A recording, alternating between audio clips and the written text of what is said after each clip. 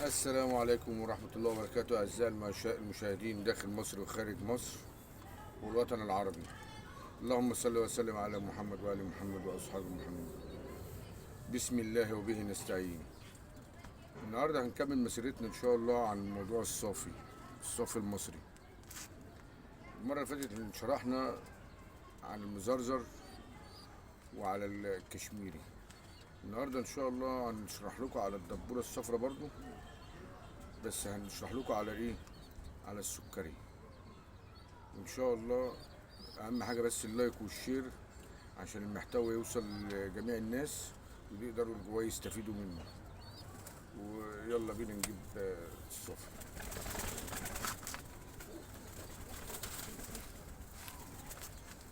بسم الله.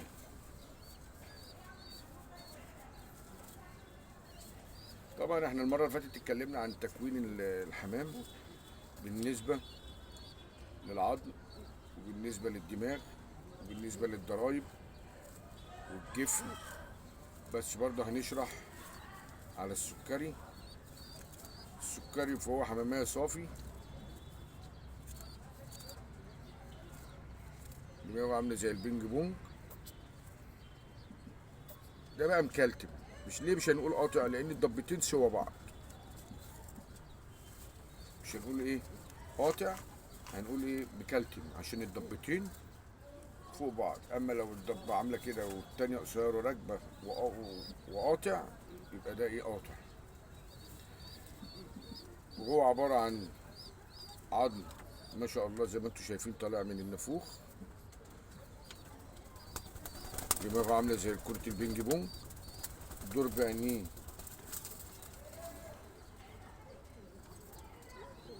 ملحي، بس هي عشان الكاميرا مش جايبه قوي. والقنار بتاع العين واخد من لون الدبوره بس اغمق درجتين تلاتة. جيت على بياض، دماغ بيضه زي ما انتم شايفين، مفيهاش اي شهبات.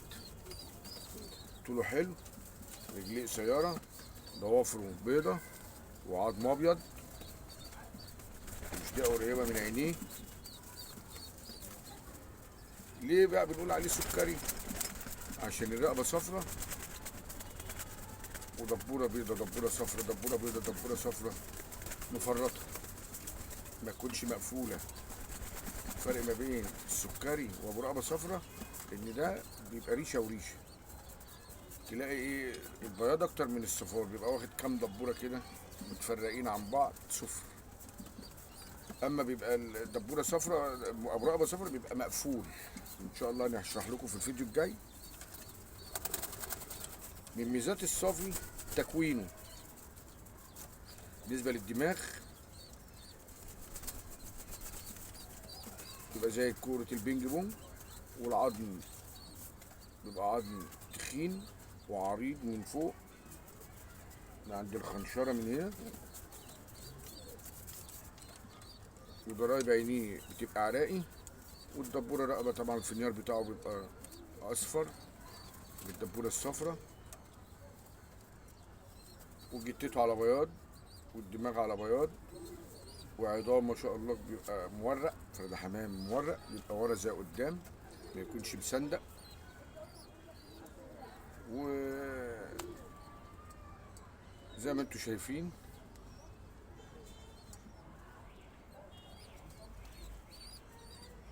مفهوش دماغ ورا، مفهوش نقرة، لأن طبعا الدماغ ورا أو النقرة بتعيب وبتورث. فهتقول لي يعني أنا ممكن عندي بقى فرد حمام في نقرة خفيفة، مش مهم أعالجه بنتاي. أجيب نتاية دماغها قليلة ما يكونش فيها العيب. ما هو أهم حاجة ما يكونش فيها العيب ده، تكون دماغها بندقية، ما يكونش فيها أي ولا دماغ ورا، ولا يكون فيها بطحة مطبقة الدماغ. لا، تكون دماغها سليمة. لو هو هنا في نقرة خفيفة ممكن تثبت عليها. وزي ما احنا شرحنا في الفيديو اللي فات ان الصافي الحمامية الأولى في مصر لا يعلى عليها. هو الحمام المصري كله الغزار ما شاء الله ثبت وجوده، بس احنا بنقول الصافي ليه؟ عشان بتبقى حمامية مميزة. وانت عندك في القشر بندق او البلق بانواعها، عندك لمؤاخذة الغزار المصري زي المرقع وزي الاحمر. بس هي دي عمود الغي، دي عمود الغي.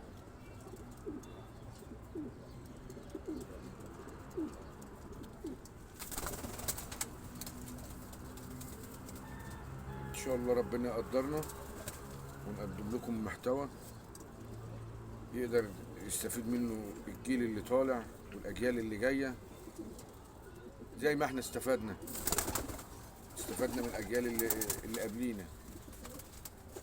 واحد زي عم ماهر حزيمه، واحد زي عم محمود متولي، واحد زي عم سعيد مطر، وعم وصفي العراقي. مش عايزين نقول عشان ما نرجعش يعني ننسى ناس و... ويزعلوا مننا. بس احنا كل اهتمامنا ان احنا عايزين نوصل المعلومة للصافي، ان احنا نحافظ عليه عشان الحمامية دي ما تتعوضش. زي ما احنا قلنا شرحنا لكم قبل كده على الصافي المزرزر وعلى الصافي الكشميري، والنهارده شرحنا لكم على الصافي السكري. وأرجو يكون فيديو خفيف عليكم. إن شاء الله دعمونا باللايك والشير عشان نقدر نقدم لكم محتوى أفضل وأحسن ونسعدكم. إلى اللقاء في فيديو آخر، والسلام عليكم ورحمة الله وبركاته.